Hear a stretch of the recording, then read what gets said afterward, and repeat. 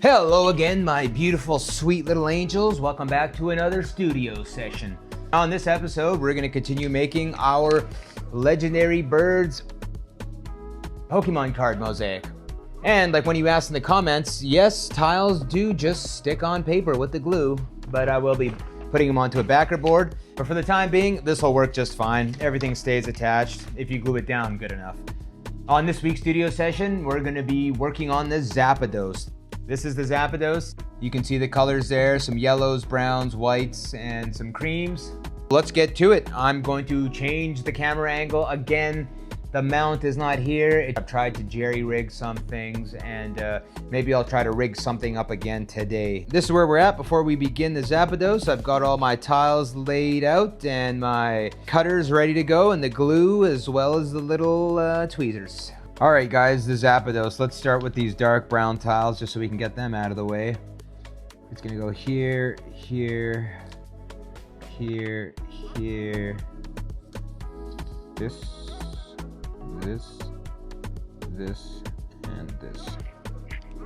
And like an absolute dum-dum, I had the camera set way too high in this angle, but then every 10 seconds my head got in the way.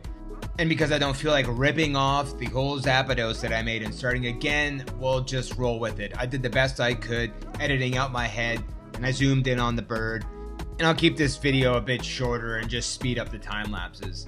Anyways, that's neither here nor there.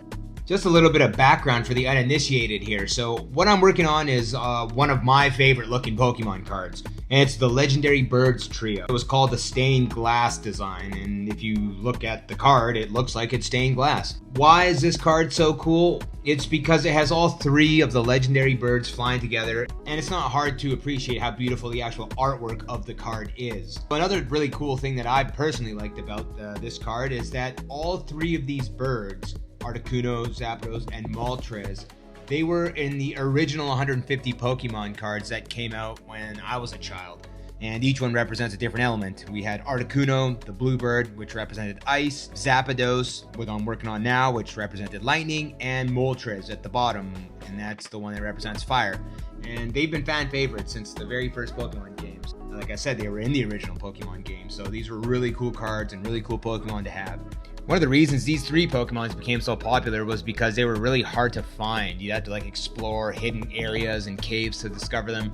So catching one of these actually felt like a huge accomplishment, and for a lot of players, these were the first legendary Pokemon they ever encountered.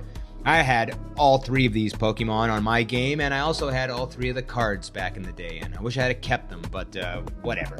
As for the Mosaic, this stained glass design is actually perfect for this kind of project. You know, all these bold outlines and the bright colors translate really well into these glass mosaic tiles that I'm working.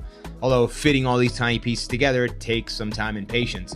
Articuno took me roughly 2.5 hours, the Moltres took me almost 4 hours, and this Zapados was a bit quicker because it was smaller, and it probably took me just under 2 hours to complete. It's one of my favorite parts of the process, right? When the image starts to appear, at first it just looks like a bunch of random tiles all over the place, and then once you're finished your design, you can see clearly the artwork coming through. It's been great. I'm really enjoying this process of making this mosaic. So I want to know in the comments, which one of these three birds was your favorite? Articuno, Moltres, Zapados? Or do you have a different Pokemon that was your favorite? And if so, leave it in the comments. And if you really want me to make a mosaic out of it, just let me know.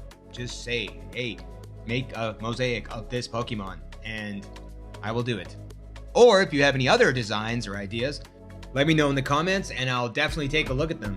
Or you can send me a link even in the comments of a design that you would like me to turn into a mosaic, and I can see about doing that as well. Well, I hope you guys enjoyed that studio session.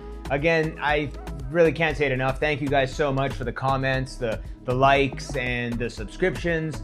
I've got a lot of cool ideas coming up. A lot of things for you guys, actually. I've got some projects in the works where I can share some designs in a very simple way for you guys, and you can just download them for free and start making mosaics on them. How to make mosaics a bit more accessible to everyone. Also, if you enjoyed the little background information I gave you on the characters, make sure you give me a thumbs up, and I'll know to give you more information about the pieces that I'm making as I'm making them.